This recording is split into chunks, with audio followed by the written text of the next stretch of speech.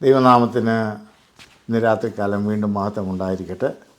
വീണ്ടും ഒരിക്കൽ കൂടെ BCAയുടെ സന്ധ്യാപ്രാർത്ഥനയിൽ ഭാഗവാക്കാകുവാൻ ദൈവമായ കർത്താവ് എനിക്ക് കൃപ ഓർത്ത് ഞാൻ ദൈവത്തെ സ്തുതിക്കുന്നു, സ്തോത്രം ചെയ്യുന്നു.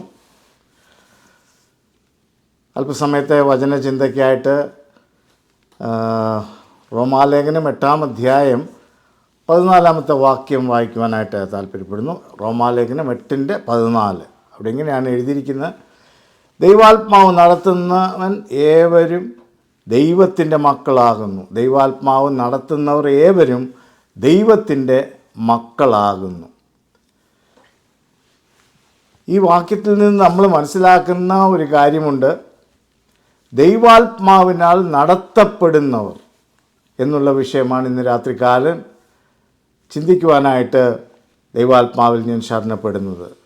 ദൈവാത്മാവ് നടത്തുന്നവർ. അപ്പോൾ ദൈവാത്മാവ് നടത്തുന്നവരുമുണ്ട്. ആ 15-ാമത്തെ വാക്യത്തിൽ നമ്മൾ വായിക്കുമ്പോൾ അവിടെ നിങ്ങൾ പിന്നെയും ഭയപ്പെടേണ്ടതിന് ദാസ്യത്തിൻ്റെ ആത്മാവിനെ അല്ല, നമ്മബ്ബാ പിതാവേ എന്ന് വിളിക്കുന്ന പുത്രത്വത്തിൻ്റെ ആത്മാവിനെ അത്രേ പ്രാപിച്ചത്.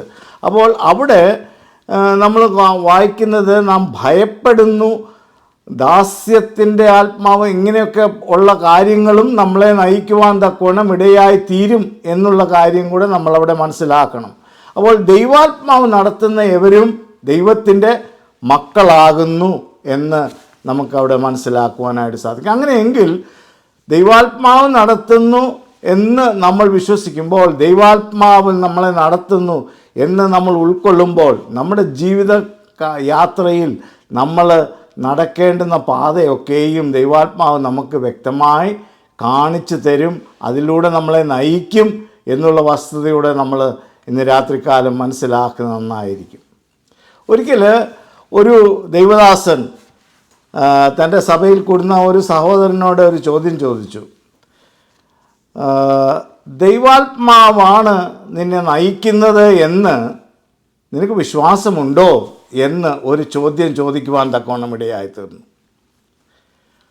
ഉവ്വ് എന്ന് ആ സഹോദരന് ഉത്തരം പറയുവാൻ തക്കവണ്ണം ഇടയായിത്തീർന്നു. അതെങ്ങനെ നിനക്ക് മനസ്സിലാകും എന്ന് ഒരു ചോദ്യം കൂടെ ആ ദൈവദാസൻ ചോദിക്കുവാൻ തക്കവണ്ണം ഇടയായിത്തീർന്നു. അപ്പോൾ ആ സഹോദരൻ പറഞ്ഞത് ഇങ്ങനെയാണ്: പലപ്പോഴും ഞാൻ ഡ്രൈവ് ചെയ്യുമ്പോൾ എന്നോട് ദൈവാത്മാവ് പറയും, സ്പീഡ് അല്പം കുറയ്ക്കുക എന്ന് പറയും. അപ്പോൾ എനിക്ക് മനസ്സിലാകും, ആത്മാവ് എന്നോട് ഇടപെടുന്നു, എൻ്റെ സ്പീഡ് കൂടുന്നു, ഞാൻ സ്പീഡ് കുറയ്ക്കുവാനായിട്ട് എനിക്ക് നിർദ്ദേശം നൽകുന്ന ദൈവാത്മാവാണെന്ന് ആ സഹോദരൻ പറയുവാൻ തക്കവണ്ണം ഇടയായിത്തീർന്നു. അപ്പോൾ ദൈവദാസൻ ഇങ്ങനെ ചോദിച്ചു, അത് നിനക്ക് അത് അംഗീകരിച്ച് അത് അനുസരിക്കാറുണ്ടോ എന്ന് ചോദിച്ചു. അവൾ പറഞ്ഞു, യെസ്, ഞാൻ എപ്പോഴും അത് അനുസരിക്കാറുണ്ട് എന്ന് പറഞ്ഞു. അപ്പോൾ ആ ദൈവദാസൻ ചിരിച്ചുകൊണ്ട് പറഞ്ഞു, നല്ല കാര്യം തന്നെ എന്ന് പറഞ്ഞിട്ട് ഇങ്ങനെ ചോദിച്ചു, നിനക്ക് അത് എങ്ങനെ പരിപൂർണമായിട്ട് ഉൾക്കൊള്ളുവാൻ സാധിക്കുന്നു? അല്ല, നിനക്ക് പലപ്പോഴും നിനക്ക് വേറെ ചിന്തകളൊന്നും വരാറില്ലയോ എന്ന് ചോദിച്ചപ്പോൾ പറഞ്ഞു, ചിലപ്പോൾ ഞാൻ ഈ സ്പീഡ് കൂട്ടി, സ്പീഡിൽ പോകേണ്ട സ്ഥാനത്ത് ഞാൻ ആ സ്പീഡ് ലിമിറ്റ് വിട്ട് ഞാൻ പോകാറുണ്ട്. അപ്പോഴാണ് പോലീസ് എൻ്റെ പുറകെ വരുന്നത്. അത് മനസ്സിലാക്കുമ്പോഴാണ് മനസ്സിലാകുന്നത്, എനിക്ക് നൽകിയിരിക്കുന്ന നിർദ്ദേശം വിട്ടിട്ടാണ്, ഇല്ലെങ്കിൽ എനിക്ക് തന്നിരിക്കുന്ന സ്പീഡ് ലിമിറ്റ് കവിഞ്ഞാണ് ഞാൻ പോയതെന്ന് എനിക്ക് അപ്പോഴാണ് മനസ്സിലാകുന്നതെന്ന് പറയുവാൻ തക്കവണ്ണം ഇടയായിത്തീർന്നു. ആ ദൈവദാസൻ ചിരിച്ചുകൊണ്ട് പറഞ്ഞു, സഹോദര, ഇതുപോലെ തന്നെയാണ് നമ്മുടെ ജീവിതത്തിലും പലപ്പോഴും നമ്മളെ നയിക്കുന്നത് പരിശുദ്ധാത്മാവാണ്. പരിശുദ്ധാത്മാവ് നമുക്ക് നിർദ്ദേശങ്ങളെ നൽകുന്നു. നമ്മളെ നമ്മുടെ തെറ്റിൽ നിന്ന്, കുറ്റത്തിൽ നിന്ന്, നമ്മുടെ പാപത്തിൽ നിന്നൊക്കെയും നമ്മളെ ബോധ്യം വരുത്തുന്നു. പക്ഷെങ്കിൽ പലപ്പോഴും നാം ആ ഇൻസ്ട്രക്ഷൻസ് അല്പനേരത്തേക്ക് എടുത്തിട്ട് ആ ബോധ്യവാനായി തീരുന്ന ആ സ്വല്പ സമയം മാത്രം അതെടുത്തിട്ട് പിന്നീട് നാം പലപ്പോഴും അത് മറന്നുപോയിട്ട് ലോകത്തിൻ്റെ ചിന്തകൾ, ലോകം നമ്മളെ നയിക്കുന്ന പോലെ, പാപം, ലോകം, പിശാച് നമുക്ക് നിർദ്ദേശം നൽകുന്ന പോലെ, ഇല്ലെങ്കിൽ ആ ലോകത്തിൻ്റെ രീതിയിൽ നമ്മളെ തന്നെ ഏൽപ്പിച്ചു കൊടുത്തുകൊണ്ട് ഇത് മറന്നുപോകുന്ന സാഹചര്യം നമ്മുടെ ജീവിതത്തിൽ കടന്നു വരും എന്ന് പറയുവാൻ തക്കവണ്ണം ഇടയായി തീർന്നു. അപ്പോഴാണ് ആ സഹോദരൻ അതിന് വ്യക്തമായിട്ട് മനസ്സിലാക്കുവാനായിട്ട് ഇടയായി തീർന്നത്. അതുകൊണ്ട് നമ്മുടെ ജീവിതത്തിൽ നമ്മൾ നോക്കണം, നമ്മളെ ആരാണ് നയിക്കുന്നത്. പരിശുദ്ധാത്മാവാൻ ദൈവം നമ്മളെ നയിക്കുമ്പോൾ ആമീൻ, അവൻ സകല സത്യത്തിലും നമ്മളെ വഴി നടത്തും എന്നുള്ള കാര്യം നമ്മൾ മനസ്സിലാക്കണം. ആമീൻ. ആ പാപത്തെക്കുറിച്ചും നീതിയെക്കുറിച്ചും നമുക്ക് ബോധം വരുത്തി തരുന്ന ദൈവത്തിൻ്റെ ആത്മാവ് നമ്മുടെ ഉള്ളിൽ പ്രവർത്തിക്കുമ്പോൾ അത് താൽക്കാലികമായിട്ട് എടുക്കാനല്ല, അത് നിരന്തരമായിട്ട് മനസ്സിലാക്കി നിരന്തരമായിട്ട് അത് ഉൾക്കൊള്ളുവാൻ തക്കവണ്ണം നമ്മളെ തന്നെ ഏൽപ്പിച്ചു കൊടുക്കുന്ന ഒരു വലിയ ദൗത്യം നമ്മുടെ ജീവിതത്തിലുണ്ട് എന്ന് നമ്മൾ മനസ്സിലാക്കണം. അതുകൊണ്ടാണ് സങ്കീർത്തനം 32:9 നമ്മൾ ഇങ്ങനെയാണ് വായിക്കുന്നത്: നിങ്ങൾ ബുദ്ധിയില്ലാത്ത കുതിരയെയും കോവർ കഴുതിയെയും പോലെ ആകരുത്. അവയുടെ ചമയങ്ങളായ കടിഞ്ഞാണും മുഖപ്പട്ടയും കൊണ്ട് അവയെ അടക്കി വരുന്നു, അല്ലെങ്കിൽ അവ നിനക്ക് സ്വാധീനമാകയില്ല. ആമീൻ. കോവർ കഴുതിയെപ്പോലെ ആകരുത്. ആമീൻ.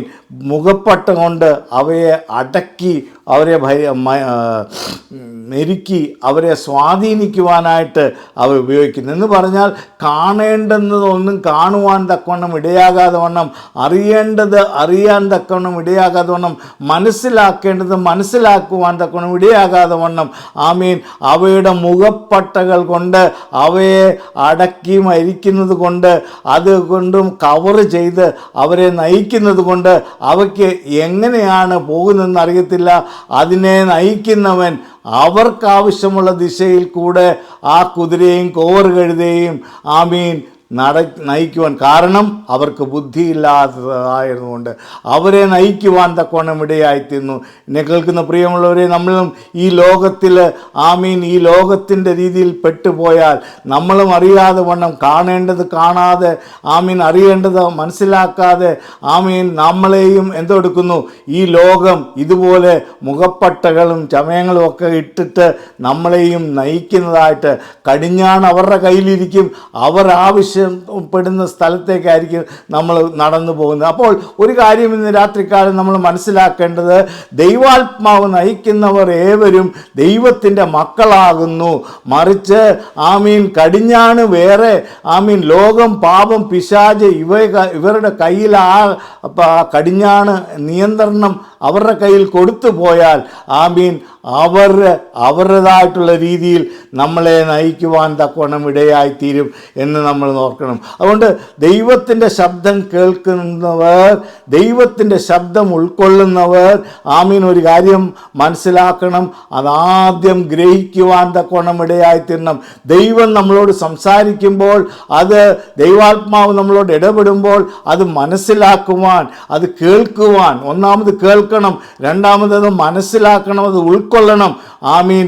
മൂന്നാമതായിട്ട് വളരെ ഇമ്പോർട്ടൻ്റ് ആയിട്ടുള്ള കാര്യം, അതിനെ അനുസരിക്കുവാൻ തക്കവണ്ണം ഇടയായിത്തീരണം. പലപ്പോഴും ക്രിസ്തീയ ജീവിതത്തിൽ നമ്മൾ വിട്ടുപോകുന്ന ഒരു കാര്യമാണ്, കേൾക്കുവാൻ നമ്മൾക്ക് തൽപരരാണ്. നമ്മൾ കേൾക്കുമ്പോൾ ആമീൻ അത് ഉൾക്കൊള്ളുകയും അത് അംഗീകരിക്കുകയും ചെയ്യും. പക്ഷെങ്കിൽ അത് ഗ്രഹിക്കുവാനോ മനസ്സിലാക്കുവാനോ നമ്മുടെ ജീവിതത്തിൻ്റെ പ്രായോഗിക വശങ്ങളിലേക്ക് കൊണ്ടുവരുവാനോ നാം പലപ്പോഴും തുനിയാറില്ല. അല്ല, അതിൽ ഭാഗികമായിട്ട് നമ്മൾക്ക് അതിൽ ആഗ്രഹമുള്ളത്, നമ്മൾക്ക് ആമീൻ അതിനോട് ഇഷ്ടം തോന്നുന്ന കാര്യങ്ങൾ മാത്രം നമ്മൾ അഡോപ്റ്റ് ചെയ്യാൻ തൊക്കണം ഇടയായിത്തീരും. ബാക്കിയെല്ലാം തള്ളിക്കളയുന്ന ചെയ്യുവാനായിട്ട് ഇല്ല, നമ്മുടെ സൗകര്യാർത്ഥം അത് നമ്മൾ എന്തെടുക്കും, ജീവിതത്തിൻ്റെ പ്രായോഗിക വശങ്ങളിലേക്ക് അഡോപ്റ്റ് ചെയ്യുവാൻ തക്കൊണ്ട് നമ്മൾ പലപ്പോഴും തുനിയുന്നതായിട്ടുള്ള ഒരു ജീവിതമാണ് നമ്മുടെ ജീവിതം. അങ്ങനല്ല. ഒരു ദൈവ പൈതലിൻ്റെ ദൈവാത്മാവ് നടത്തുന്ന ഒരു ദൈവ പൈതൽ ആമീൻ അത് സമ്പൂർണമായി അനുസരിച്ച് സമർപ്പിക്കുന്ന ഒരു ജീവിതമാണ് ദൈവം നമ്മളിൽ നിന്ന് ആഗ്രഹിക്കുന്നത്. ദൈവാത്മാവ് നടത്തുന്നവർ ഏവരും ദൈവത്തിൻ്റെ മക്കളാകുമ്പോൾ ദൈവത്തിൻ്റെ മക്കളിൽ നിന്ന് ദൈവം പ്രതീക്ഷിക്കുന്നതാണ് ആമീൻ കേൾക്കുക മാത്രമല്ല അത് അനുസരിക്കുക കൂടെ ചെയ്യുവാൻ തക്കവണ്ണം ഇടയായിത്തീരണം. ജഡത്താൽ നയിക്കപ്പെടുന്നവർ ജഡത്തിൽ നമ്മളെ ആമീൻ നയിക്കുമ്പോൾ ജഡം നമ്മളെ കടിഞ്ഞാണിട്ട് നമ്മളെ ആമീൻ നിയന്ത്രിച്ച് നടത്തുമ്പോൾ നമ്മളൊരു കാര്യം മനസ്സിലാക്കണം, നമ്മൾ പലപ്പോഴും എടുക്കുന്ന തീരുമാനങ്ങളെല്ലാം സ്വന്തം ഇഷ്ടപ്രകാരമുള്ള തീരുമാനമായിരിക്കും. അതുമാത്രവുമല്ല, നമ്മളുടെ വൈകാരികമായിട്ട് ചിന്തകൾ കടന്നു വരുമ്പോൾ പെട്ടെന്ന് എമോഷണലായിട്ട് നമ്മൾ എടുക്കുന്ന തീരുമാനങ്ങൾ ആയിരിക്കും അത് എന്ന് നമുക്ക് കാണുവാനായിട്ട് സാധിക്കും. അതുമാത്രമല്ല ആമീൻ അങ്ങനെ ആ എമോഷണലായിട്ട് നമ്മൾ പ്രതികരിക്കുമ്പോൾ പലപ്പോഴും ആമീൻ അത് മറ്റുള്ളവർക്ക് ആമീൻ പ്രയാസം ഉണ്ടാക്കുന്നതും ആമീൻ നമ്മുടെ തന്നെ ജീവിതത്തിൽ അത് ആത്മീയമായിട്ട് ആമീൻ വർധനയ്ക്കല്ല മറിച്ച് ആത്മീയമായിട്ട് നമ്മൾക്ക് ക്ഷീണിത അവസ്ഥ ഉണ്ടാക്കുന്ന ഒരു പ്രക്രിയയിലൂടെ നമ്മളെ ഓരോരുത്തരെയും കൊണ്ടുപോകാൻ തക്കവണ്ണം ഇടയായിത്തീരും. അൾട്ടിമേറ്റ്ലി അത് പാപത്തിലേക്ക് നമ്മളെ നയിക്കുവാൻ തക്കവണ്ണം ഇടയായിത്തീരും. അതുകൊണ്ട് ജഡത്താൽ നയിക്കപ്പെടുവാനായിട്ടല്ല ആമീൻ ഈ കടിഞ്ഞാണ് ആമീൻ ലോകം, പാപം, പിശാച് ഇത് മൂന്നിൻ്റെയും കയ്യിൽ കൊടുക്കാതെ ദൈവാത്മാവ് നയിക്കുന്ന ഏവരും ദൈവത്തിൻ്റെ വചനപ്രകാരം പരിശുദ്ധാത്മാവും ദൈവത്തിൻ്റെ ആമീൻ ഇൻസ്ട്രക്ഷൻ പ്രകാരം നമ്മൾ മുന്നോട്ട് നടക്കുവാൻ തക്കവണ്ണം ഇടയായിത്തീരണം. നമ്മൾ വായിച്ച സങ്കീർത്തനം 32:9 നമ്മൾ അങ്ങനെ വായിച്ചെങ്കിൽ ആമീൻ ബുദ്ധിയില്ലാത്ത കുതിരയെയും കോറുകഴുതയും കുറിച്ച് വായിച്ചെങ്കിൽ അതിൻ്റെ 8ാമത്തെ വാക്യത്തിൽ നമ്മൾ ഇങ്ങനെയാണ് വായിക്കുന്നത്, ഞാൻ നിൻ്റെ മേൽ ദൃഷ്ടി വെച്ച് നീ നടക്കേണ്ടുന്ന വഴി ഞാൻ നിനക്ക് കാണിച്ചു തരും.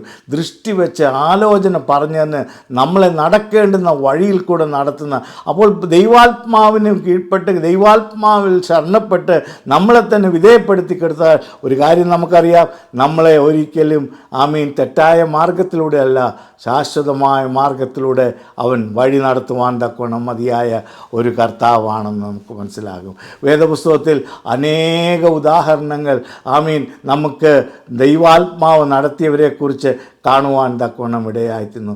ഒന്നാമതായിട്ട് ഏറ്റവും പരമോന്നതമായ ഒരു ഉദാഹരണമാണ് കർത്താവായ യേശുക്രിസ്തു. ലൂക്കോസിൻ്റെ സുവിശേഷം 4-ാം അധ്യായം 1-ാമത്തെ വാക്യത്തിൽ നമ്മൾ ഇങ്ങനെയാണ് വായിക്കുന്നത്, യേശു പരിശുദ്ധാത്മാവ് നിറഞ്ഞവനായി യോർദാൻ വിട്ട് മടങ്ങി. ആമീൻ ആത്മാവ് അവനെ മരുഭൂമിയിലേക്ക് നടത്തി. ആമീൻ ആത്മാവ് അവനെ എവിടോട്ടോ നടത്തിയേ? മരുഭൂമിയിലേക്ക് നടത്തുവാൻ തക്കവണ്ണം ഇടയായിത്തീർന്നു. അനന്തരം നടന്ന കാര്യമൊക്കെയും നമുക്കറിയാം. സമയത്തിൻ്റെ പരിമിതി കൊണ്ട് ഞാൻ അതിലേക്കൊന്നും പ്രവേശിക്കുവാനായിട്ട് ആഗ്രഹിക്കുന്നില്ല. നമുക്കറിയാം അവിടെ പരീക്ഷിക്കപ്പെട്ട കർത്താവിനെ കുറിച്ചൊക്കെയും നമുക്ക് വളരെ വ്യക്തമായിട്ട് അറിയാവുന്ന കാര്യമാണ്. എന്നാൽ കർത്താവ് അവിടെ ആമീൻ ദൈവത്തിൻ്റെ ഹിതത്തിനാണ് തന്നെ സമർപ്പിച്ചത്.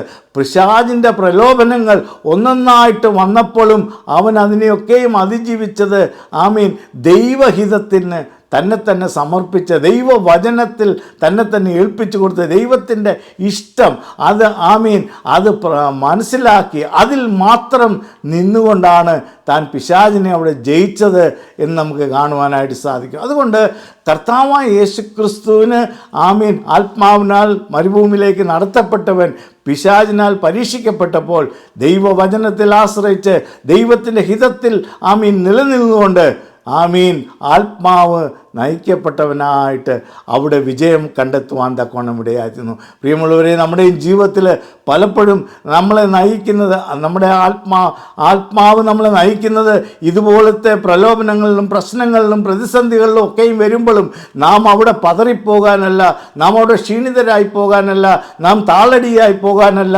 മറിച്ച് ആമീൻ ദൈവവചനത്തിലും ദൈവത്തിൻ്റെ ഹിതത്തിലും ആമീൻ പരിപൂർണമായി ഉറച്ചു നിന്നുകൊണ്ട് നമ്മുടെ വിശ്വാസം വിശ്വാസം അത് അവിടെ സ്പഷ്ടമായിട്ട് നമ്മൾ എക്സസൈസ് ചെയ്യുവാൻ തക്കവണ്ണം ഇടയായിത്തീരണം. പലപ്പോഴും നമ്മുടെ വിശ്വാസം ഇല്ലെങ്കിൽ നമ്മളുടെ വിശ്വാസം പ്രകടിപ്പിക്കേണ്ട സ്ഥാനത്ത് നമ്മൾ പലപ്പോഴും പതറിപ്പോകുന്ന അവസ്ഥയാണ് നമ്മുടെ ജീവിതത്തിൽ വരുന്നത്. കാരണം ആ സമയത്ത് അല്പമായിട്ട് നമ്മൾ ദൈവദാസനും ആ സഹോദരനും കൂടെ ഉള്ള സംഭാഷണത്തിൽ നമ്മൾക്ക് കാണുവാൻ കഴിയുന്നത് അല്പസമയം അത് അനുസരിക്കും, അല്പസമയം തൻ്റേതായിട്ടുള്ള ചിന്തയിൽ നടക്കുവാൻ തക്കവണ്ണം ഇടയായിത്തീരും. കടിഞ്ഞാണ് ഇങ്ങനെ മാറി മാറി കൊടുക്കുമ്പോഴാണ് ഇങ്ങനെ വരുന്നത്. ഒരു കാര്യം നമ്മൾ മനസ്സിലാക്കണം, ആത്മാവ് നയിക്കുകയാണ്. ആത്മാവ് നയിക്കുമ്പോൾ we are led by the spirit. ആത്മാവ് നമ്മളെ നയിക്കുകയാണ്. ആത്മാവ് ഒരിക്കലും നമ്മളെ തള്ളിവിടുകയല്ല. പക്ഷേ ലോകം, പാപം, പിശാച് നമ്മളെ ഓരോ പ്രതിസന്ധിയിലും ഓരോ പ്രശ്നങ്ങളുടെയും മധ്യത്തിലേക്ക് നമ്മളെ തള്ളിവിടുകയാണ്. പലപ്പോഴും നമുക്ക് അതിൽ ഒന്നും കടന്നു പോകാൻ ആഗ്രഹമില്ല. എങ്കിലും കടിഞ്ഞാണ് അവരുടെ കയ്യിൽ ഏൽപ്പിച്ചു കൊടുത്തു കഴിഞ്ഞാൽ നമ്മളെ അതിലേക്ക് തള്ളിവിടുന്ന ഒരു അനുഭവമാണ് നമ്മുടെ ജീവിതത്തിൽ നമുക്ക് കാണുവാനായിട്ട് സാധിക്കുന്നത്. പൊതുവെ നമ്മളൊരു കാര്യം കൂടെ മനസ്സിലാക്കണം. നമ്മുടെ ജീവിതം എന്ന് പറയുന്നത് നമ്മൾ മുന്നോട്ട് പോകേണ്ടവരാണ്, പിറകോട്ട് പോകുവാനല്ല, മുന്നോട്ട് തന്നെയാണ്. കാരണം നമ്മുടെ ലക്ഷ്യസ്ഥാനം അത് മുന്നോട്ട് പോകുന്നത് തന്നെയാണ്. ഓരോ ചുവടടി വെക്കുമ്പോഴും ദൈവാത്മാവിൽ ശരണപ്പെട്ട് വേണം നമ്മുടെ ജീവിതം നമ്മൾ ക്രമീകരിക്കുവാൻ തക്കവണ്ണം ഇടയായിത്തീരണം. ലൂക്കോസിൻ്റെ സുവിശേഷം 2-ാം അധ്യായം 27-ാമത്തെ വാക്യത്തിൽ നമ്മൾ വേറെ ഒരു വ്യക്തിയെക്കുറിച്ച് അവിടെ വളരെ സ്പഷ്ടമായിട്ട് വായിക്കുവാൻ തക്കവണ്ണം ഇടയായിത്തീരുന്നു. ആരെക്കുറിച്ചല്ല, ശിമിയോനെക്കുറിച്ചാണ് നമുക്ക് കാണാൻ സാധിക്കും. അവിടെ ശിമിയോനെക്കുറിച്ച് ഇങ്ങനെയാണ് എഴുതിയിരിക്കുന്നത്: അവൻ ആത്മനിയോഗത്താൽ ദൈവാലയത്തിൽ ചെന്നു. ആത്മാവ് നയിക്കപ്പെട്ട് ആത്മാവിൻ്റെ നിയോഗത്താൽ അവൻ എന്തോ ദേവാലയത്തിലേക്ക് ചെല്ലുവാൻ തക്കവണ്ണം ഇടയായിത്തീർന്നു. അങ്ങനെ ചെന്നതുകൊണ്ട് ശിമിയോന് തക്ക സമയത്ത് പൈതലായ യേശുവിനെ കാണുവാൻ തക്കവണ്ണം ഇടയായി തീർന്നു എന്ന് നമുക്ക് അവിടെ വായിക്കുവാനായിട്ട് ഇടയായിത്തീർന്നല്ലോ. അങ്ങനെയെങ്കിൽ ആത്മനിയോഗത്താൽ നയിക്കപ്പെടുന്നവൻ, ആത്മനിയോഗത്താൽ പരിശുദ്ധാത്മാവ് നമ്മളെ നയിക്കുമ്പോൾ ഒരു കാര്യമുണ്ട്, അതിൻ്റെ ആ ഉദ്ദേശശുദ്ധി നമ്മുടെ ജീവിതത്തിൽ ഏറ്റവും ആനന്ദം പകരുന്നതായിരിക്കും, സന്തോഷം ഉളവാക്കുന്നതായിരിക്കും. നമ്മൾ കാത്തിരുന്ന, നമ്മൾ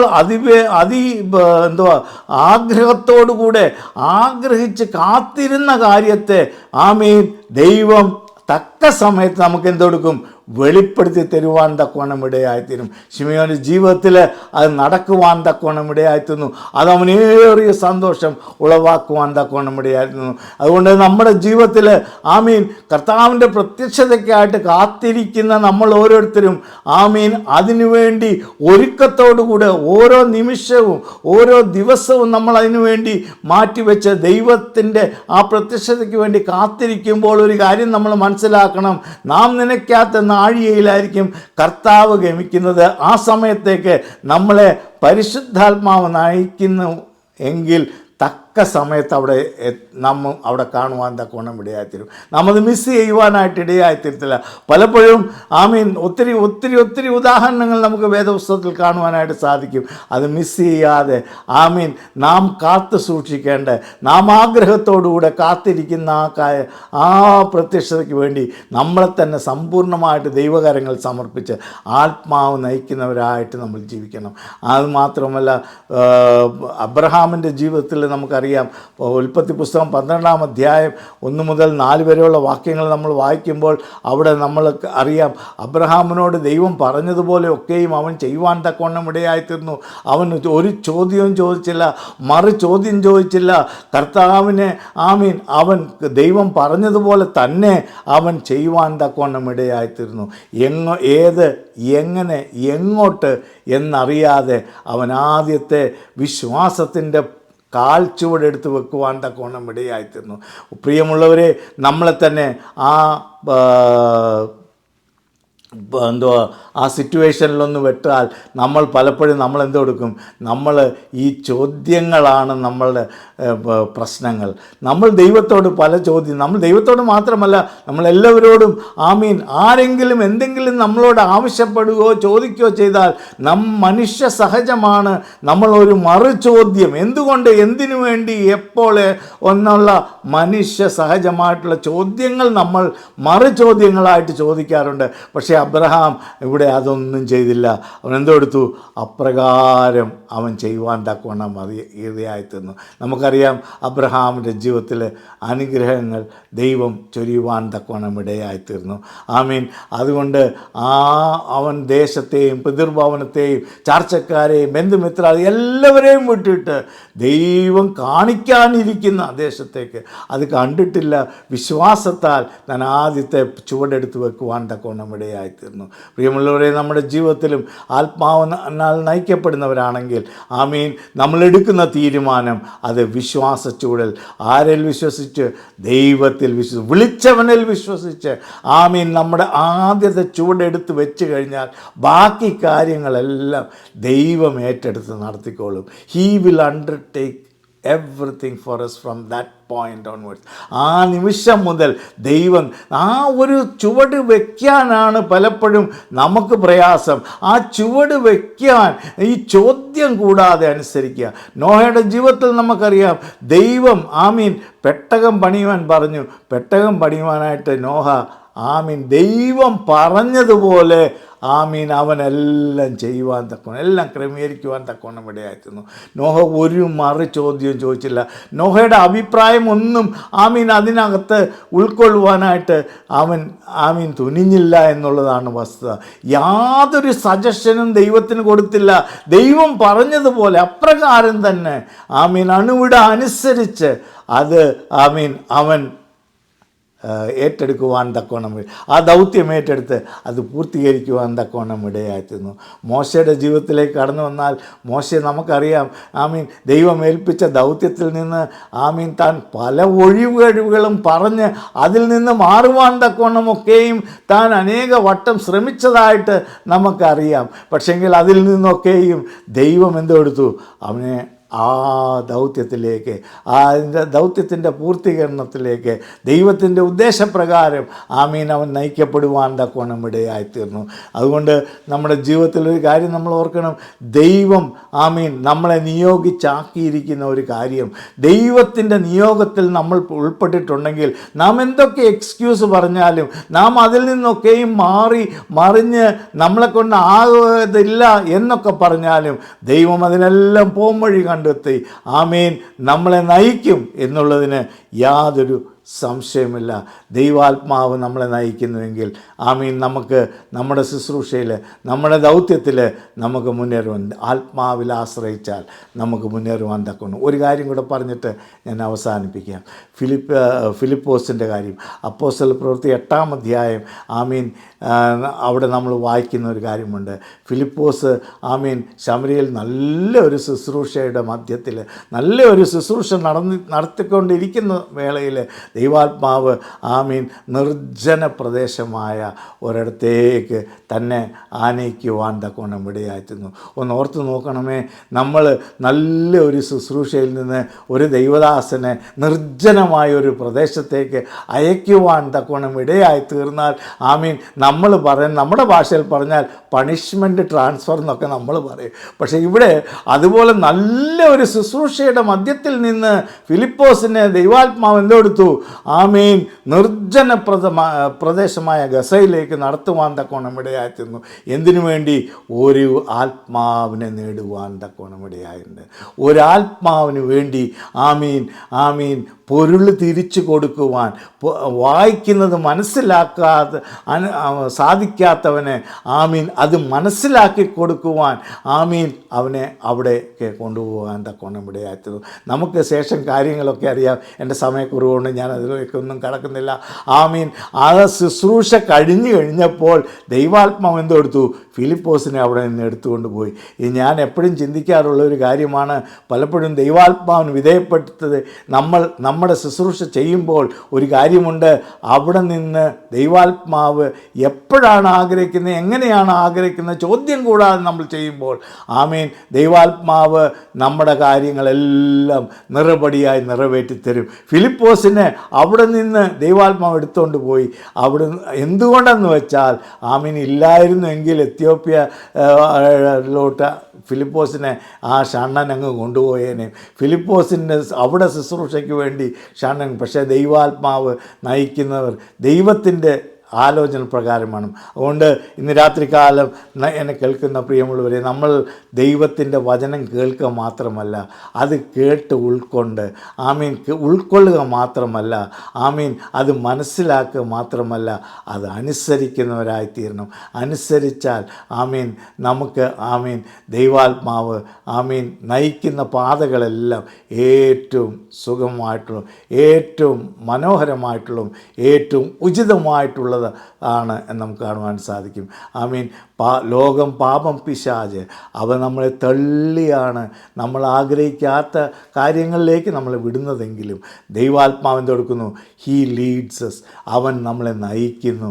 ആമീൻ വിശ്വാസത്തിൻ്റെ നായകനും പൂർത്തി വരുത്തുന്നതുമായ യേശുവാണ് നമ്മുടെ നായകൻ. ആ നായകനെ നോക്കിയാണ് നമ്മൾ പോകേണ്ടത്. ഈ ലോകം, പാപം, പിശാച് ഇതിനു മൂന്നും നമ്മൾ അടിമപ്പെടാതെ, അതിൽ നമ്മൾ തന്നെ വീഴാതെ നമ്മുടെ ജീവിതം മുന്നോട്ട് നയിക്കുവാൻ തക്കവണ്ണം ഈ വചനങ്ങളാൽ നമ്മളെ ഓരോരുത്തരെയും ദൈവമായ കർത്താവ് സഹായിക്കുമാറാട്ടെ എന്ന് പറഞ്ഞുകൊണ്ട് എനിക്ക് അവസരം തന്ന ഇതിൻ്റെ ചുമതലക്കാരോട് എൻ്റെ നന്ദി അറിയിച്ചുകൊണ്ട് ഞാൻ വാക്കുകൾ വിരാമം കുറിക്കുന്നു. God bless. Thank you.